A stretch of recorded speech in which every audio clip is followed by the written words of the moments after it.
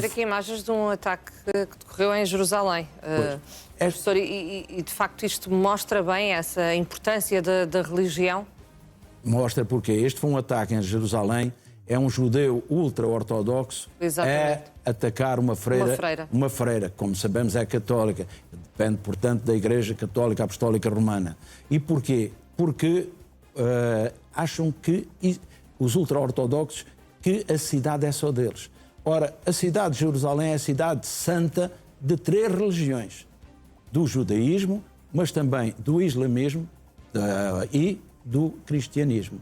Todas estas religiões, que são as 3 religiões reveladas, são as 3 religiões do livro, apesar de seguirem livros diferentes, porque sabemos que enquanto, por exemplo, os cristãos seguem a Bíblia, os muçulmanos seguem o Corão e os judeus seguem a Torá e o Talmud, o que é que acontece? Estes livros são os livros revelados.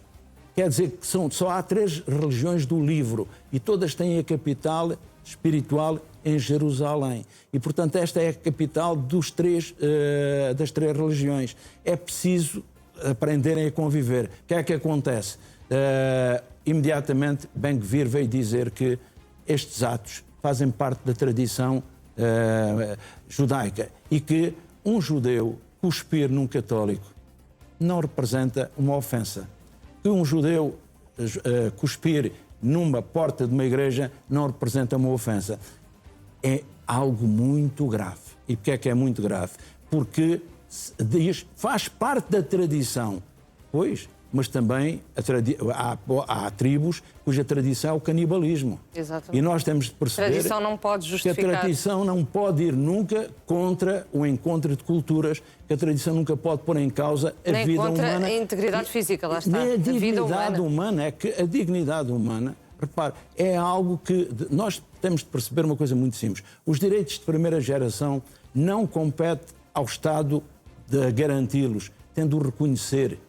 É uma coisa diferente. E porquê? Os direitos de primeira geração são inerentes à pessoa humana. Pela simples razão de ser humano, tem direito àqueles direitos. E por isso mesmo estes direitos pessoais, os direitos de primeira geração, não estão aqui acautelados. Qual é a consequência disso? Já estamos a ter. É o crescente antissemitismo no Ocidente. O caso do que aconteceu em Golders Green, por Exatamente, exemplo, no Reino Unido. Que Golders Green não é apenas o facto de o Keir Starmer ter sido apupado, ter sido vaiado. Não, é mais do que isso. É que, repare, neste momento começamos a misturar causas. E então significa que muitas das manifestações pró-Palestina transformam-se também em manifestações antissemitas. E a partir daí está a crescer o antissemitismo um pouco por toda a Europa. E os judeus também têm culpa. Quer dizer que os judeus de vítima também estão a começar a ter um papel de algoz, precisamente por causa do comportamento que temos anteriormente. Pode-se dizer que não é de todos os judeus, é um facto. Como nem todos os muçulmanos são terroristas, nem todos os católicos são boas pessoas. Não se pode generalizar. Evidente. O que acontece é que é a atitude que se tem e o preço que se dá à tradição. E esse preço que se dá à tradição pode verdadeiramente pôr em causa aquilo que se chama o contacto civilizacional num mundo que é multicultural, que é multiétnico e em que verdadeiramente somos obrigados, eu digo obrigados, a coexistir. E porquê? Porque nós deveríamos perceber que, havendo apenas uma terra, ela devia ser a casa comum da humanidade. Mas não é a casa comum. Nós estamos a fazer apartheids. E o que estamos a fazer apartheids é a fazer condomínios fechados. E quando nós fazemos condomínios fechados numa economia aberta, percebemos que a globalização não trouxe aquilo que se chama o aproximar dos povos. Circulam as mercadorias, circulam os fluxos financeiros, mas há um problema, não circula a cultura. Significa que há cada vez mais exemplos de xenofobia, de racismo. No geral. Exato. E porquê? Cada vez há mais dificuldade de integração. E porquê? Quem chega não se quer integrar. E quem recebe nem sempre está disponível para integrar. Nesse sentido, e pretende apenas assimilar. Nós vamos perceber que vamos pagar um preço muito elevado. A França já o está a pagar e este preço paga-se no médio e no curto prazo, mas a longo é pior. E tem-se visto esses ataques em Golders Green e um pouco pelo Reino Unido, mas pode não ficar por aí, não é, professor? Não vai Podemos assistir a réplicas em vários países. O Irão foi muito cuidadoso logo a demarcar-se. Não temos nada com este atentado antissemita em Londres. Porquê? Porque hoje é sábado, vão surgir mais manifestações. O que é que Starmer, que está de partida, provavelmente será primeiro-ministro do Reino Unido mais uma semana, pouco mais, o que é que acontece? Que Starmer quer já proibir as manifestações. E porquê é que quer proibir as manifestações? Porque percebe que estão a misturar causas, estão a misturar bandeiras diferentes. E isto mostra o quê? Que verdadeiramente o mundo ocidental tem de perceber qual é a sua matriz, tem de saber acolher, tem de aprender a conviver com os trópicos em casa, mas os trópicos que chegaram à sua casa também têm de respeitar a cultura da sociedade de acolhimento, coisa que não está a verificar-se com grande parte. O que é que vamos assistir? Mas também é através da repressão, professor? Através da proibição é que se consegue alguma coisa ou é através da sensibilização? Há aqui um trabalho... Porque simplesmente reprimir manifestações, elas vão surgir, não é? De uma forma mais desorganizada. Vânia, a medicina preventiva é sempre melhor que a medicina curativa. Exato. O problema é que nós não fizemos a medicina preventiva. E como não fizemos a medicina preventiva e a norte do Equador estão, portanto, os países mais desenvolvidos, mas mais envelhecidos, que vão precisar da imigração vinda do sul do Equador.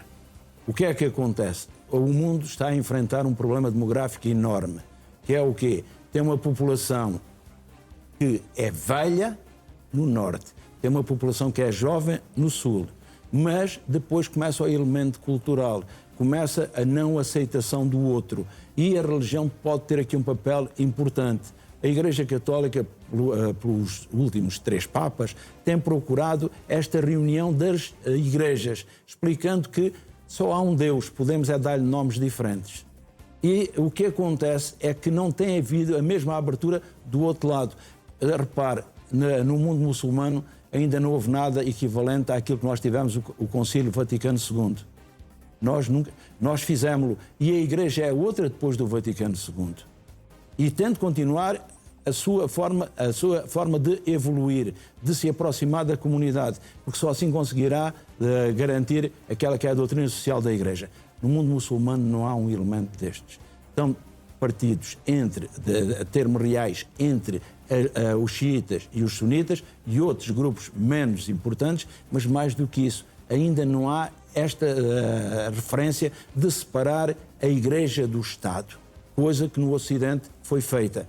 Então, o que é que podemos dizer? A situação é problemática e percebemos que quando surge um conflito e chamamos à colação o elemento religioso, ele só tem tudo para se intensificar, porque aí deixamos de ter adversários, temos inimigos e a palavra que mais surge é o ódio. E porquê o ódio? Porque é não aceitar a existência do outro. Mais do que não concordar com ele, é não aceitar a sua existência. Isso chama-se a xenofobia, que é um elemento que eu estudo junto com o racismo, mas exclusionista, em que exclui o outro. Significa que não o trata como inferior, não admite a sua existência. É uma coisa completamente diferente. E nós percebemos que o mundo árabe está longe de estar unido e de ser uma homogeneidade. É uma grande heterogeneidade, é um puzzle com muitas peças e de difícil encaixe. A nível ocidental, estamos a caminhar para o mesmo. E o que acontece é que temos grandes diásporas que, verdadeiramente, umas que querem integrar-se, outras que não querem integrar-se. E repare uma coisa, o exemplo que eu dou sempre é o da França, que teve... a França acusava Portugal de ser um país colonialista. Sabe, Portugal tinha, no grosso da guerra colonial, tinha um efetivo nos 3 centros de guerra de 105 mil homens. A França, que acusava Portugal de ser um país colonialista, só no norte da África tinha 900 mil.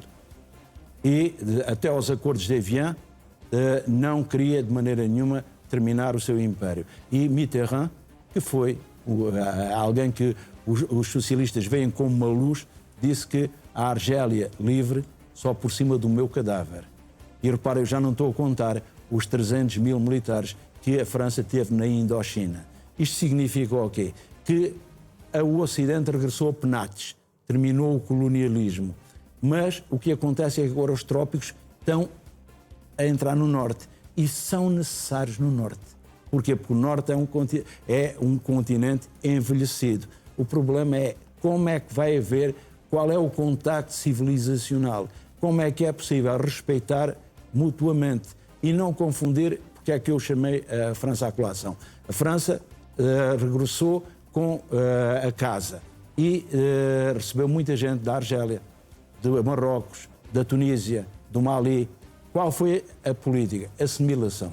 Que é, vão todos para a escola, aprendem todos da mesma maneira, pelos mesmos livros, ficam todos franceses. E cantam todos a Marselhesa. Exato. Percebemos claramente que as coisas não funcionam não assim. funciona. E eu chamo a atenção aos nossos telespectadores, a próxima vez que a França jogar a equipa de futebol, vejam quantos dos jogadores cantam a Marselhesa. É que muitos deles, provavelmente, nem a letra sabem.